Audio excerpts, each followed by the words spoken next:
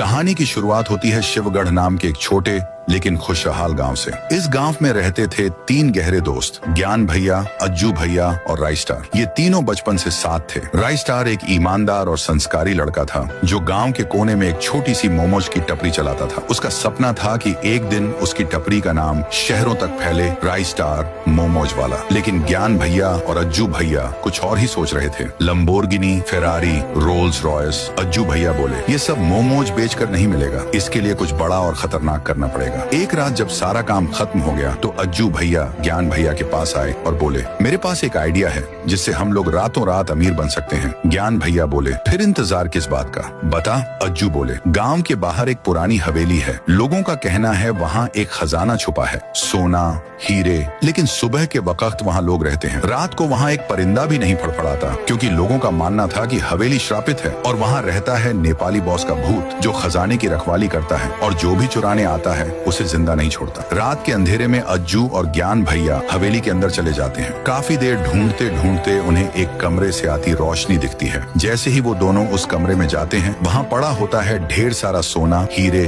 और जवाहरात। दोनों की आंखें चमक उठती हैं, खुशी के मारे झूम उठते हैं। लेकिन ये खुशी ज्यादा देर टिकने वाली नहीं थी। तभी उन्हें एक डरावनी आवाज सुनाई देती है, मुझसे बात करो। जब दोनों पीछे मुड़कर देखते हैं वहाँ कोई नहीं होता। लेकिन जैसे ही खजाने की तरफ नजर डालते हैं वहाँ खड़ा होता है नेपाली बॉस। वो गुस्से में चिल्लाता है, साला तुम लोग यहीं पे चोरी करेगा बहन का शॉट, मैं तुम लोगों को छोड़ेगा नहीं। नेपाली बॉस अपनी कटाना निकालता है और सीधा अज्जू भैया के सिर पर वार करता है। अज्जू भैया वहीं बेहोश हो जाते हैं। ज्ञान भैया ये देखकर बिना सोचे समझे खिड़की से कूद जाते हैं। लेकिन जैसे ही नीचे गिरते हैं वहाँ भी खड़ा होता है नेपाली बॉस। अगली सुबह राई स्टार अपनी मोमोज की टपरी पर अकेला होता है। तभी आता है अमित भैया, एक प्लेट मोमोज देना। राई स्टार पूछता है, तूने अज्जू या ज्ञान भैया को देखा? अमित कहता है, कल बोल रहे थे हवेली जाने का प्लान है पर मैं नहीं गया। ये सुनते ही राई स्टार को कुछ गड़बड़ लगती है। वो फौरन अपनी बाइक उठाता है और निकल पड़ता है। हवेली के बाहर उसे अज्जू भैया की बाइक खड़ी मिलती है। अमित डरते हुए कहता है, मत जा,